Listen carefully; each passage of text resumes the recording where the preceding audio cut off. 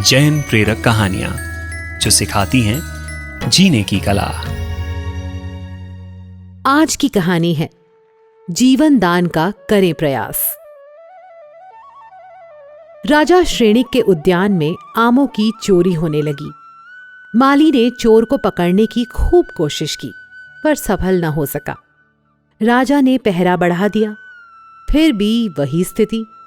राजा श्रेणिक ने मंत्री अभय कुमार को कहा, अब तो तुम ही चोर को पकड़ सकते हो, कोई उपाय करो। अभय कुमार ने सोचा और पल भर में युक्ति मिल गई। वे प्रतिदिन रात को सभी घरों की तलाशी लेने निकल पड़ते और एक दिन एक घर के बाहर आम की गुठलियां छिलके मिल गए। अभय कुमार को लगा चोर इसी में रहता है। सुबह सैनिकों द्वारा उस व्यक्ति को पकड़ लिया गया। अभय कुमार ने चोर से पूछा, तुमने ऐसा जघन्य पाप क्यों किया? उस पर व्यक्ति ने कहा, राजन, मुझे माफ करे, इसमें मेरी कोई गलती नहीं है। दरअसल बात यह है कि मेरी पत्नी जैसे ही गर्भवती हुई, उसके मन में आम खाने की इच्छा पैदा हुई। उसने इच्छा प्रकट की तो मैंने कहा, बिना मौसम आम कहां से लाऊं? पत्नी ने कहा, राजा के उद्यान से। ये सुनते ही मेरा माथा चकराया। राज उद्यान से चोरी करना तो महापाप है। मैंने पत्नी को समझाया, पर वो रोने लगी। उसने कहा, तुम तो बड़ी बड़ी विद्याओं के जानकार हो, इतना सा भी काम नहीं कर सकोगे तो फिर विद्याएं किस काम की? इस तरह गर्भवती पत्नी की इच्छा पूरी न करना उचित न था, इसलिए मैंने मजबूरीवश आम चुराए। अभय कुमार ने पूछा, इतने कड़े पहरे में तुमने चोरी कैसे की?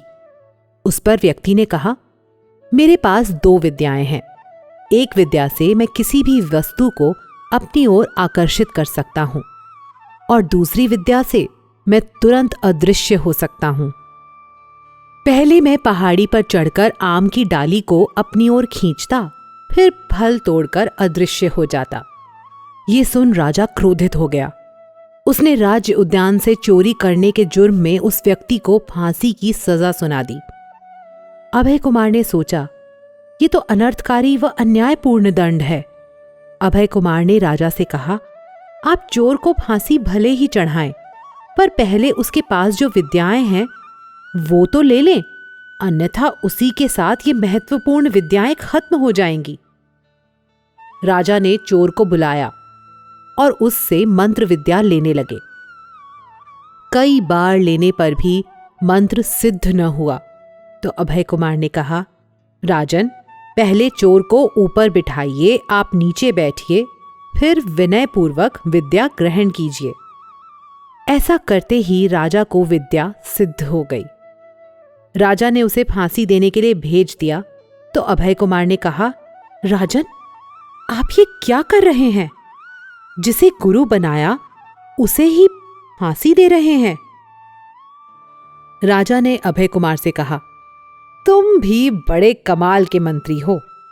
मुझे विद्या भी सिखा दी और चोर को माफी भी दिलवा दी। अभय कुमार के इस कृत्य से लोगों को प्रेरणा मिली कि अगर हमारे प्रयास से किसी को जीवन दान मिल सकता हो तो जरूर प्रयास करना चाहिए। परमात्मा की आज्ञा के विरुद्ध कुछ भी कहा हो तो मिच्छामि दुक्कडम।